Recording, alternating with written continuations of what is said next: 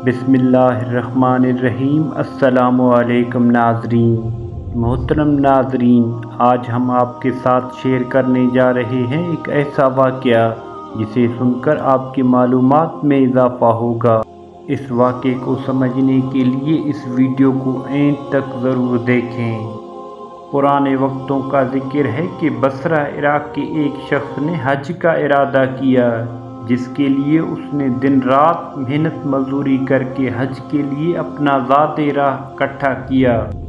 आजकल के दौर के तरह उस वक्त भी लोग काफ़िलों की सूरत में हज पर रवाना होते थे। काफ़िले के अफराद को जमा करने के लिए एक इंतज़ार गाह बनाई गई थी, जो उस शख्स के घर से कुछ ही दूर फासले पर थी। रवानगी के वक्त ये शख्स अपने घर वालों से अलविदा करके निकलने लगा तो फरते जज्बात में सबके आंसू निकल आए और सब ने उसे अपने दुआओं और नेक ख्वाहिशात के साए में रुखसत किया। उस शख्स के घर और काफ़िले की इंतज़ार गाह के दरमियान एक जंगल पड़ता था। ये शख्स तेज़ तेज़ कदम उठाता जा रहा था कि जंगल से कुछ पहले एक घर से अचानक खातून और बच्चों के रोने की आवाज़ आने लगे। वो शख्स उस जंगल में उस घर के पास गया और वहाँ जाके कान लगा के खड़ा हो गया तो उसने सुना कि वो खातून रो भी रही थी और साथ ही साथ अपने बच्चों से कह रही थी, बेटा आज मेरे पास तुम्हें खिलाने के लिए कुछ भी नहीं है। और बच्चे भूख और प्यास की शिद्दत से मुसलसल हिलक हिलक कर रो रहे थे। एक तरफ काफ़िले वाले उसका इंतज़ार कर रहे थे और दूसरे तरफ एक भूखा ख़ानदान किसी गैबी मदद का मुंतज़िर था। ये शख्स दुख में मुब्तला हो गया और अपने दोनों हाथ अल्लाह के तरफ उठा लिए और अल्लाह से फरमाने लगा, या अल्लाह आज मैं अजीब दोराहे पर खड़ा हूँ। एक तरफ तेरी अजीम इबादत और दूसरी तरफ ये बेबस ख़ानदान। न मैं तेरी इबादत छोड़ना चाहता हूँ और न इन लोगों को इस हाल पर छोड़ सकता हूँ। ऐ मेरे अल्लाह, तू ही रहनुमाई कर, मैं क्या करूँ। और अगले ही लम्हे इस शख्स ने उस घर का दरवाज़ा खटखटाया। खातून ने दरवाज़ा खोला तो ये शख्स बोला, बीबी मैं नहीं जानता कि तुम लोग कौन हो।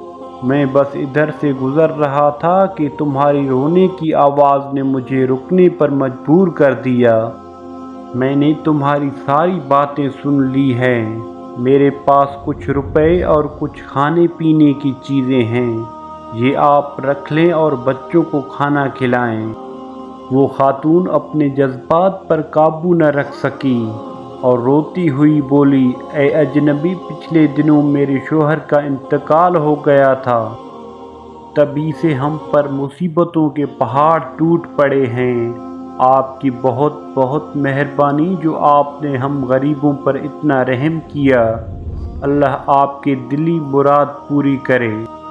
हज से बढ़कर उस शख्स के दिली मुराद और क्या थे, लेकिन हज पर जाने के लिए कुल सरमाया अल्लाह के राह पर कुर्बान कर दिया।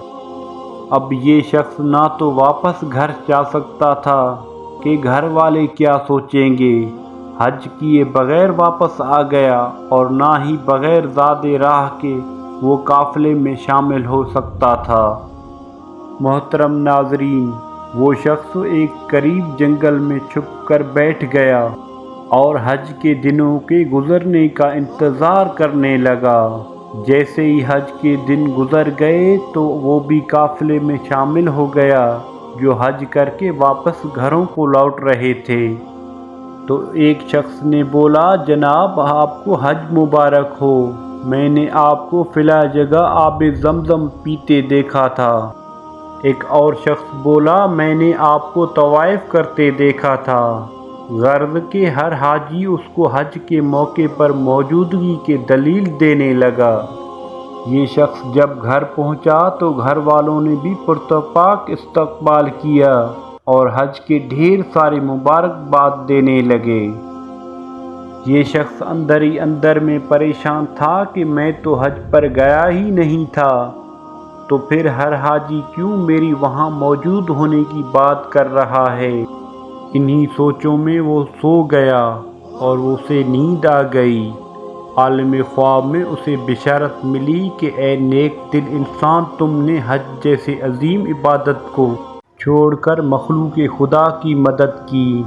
اس کے بدلے میں اللہ تعالیٰ نے بالکل تمہاری شکل کی طرح ایک فرشتے کو خلق کیا اور اسے تمہاری نیابت میں حج پر بھیجا، اور یہی نہیں بلکہ اس فرشتے کے حج کا سارا ثواب بھی تجھی کو ملے گا، اور اس لیے ہر حاجی تمہاری وہاں پر موجودگی کی دلیل دے رہا ہے۔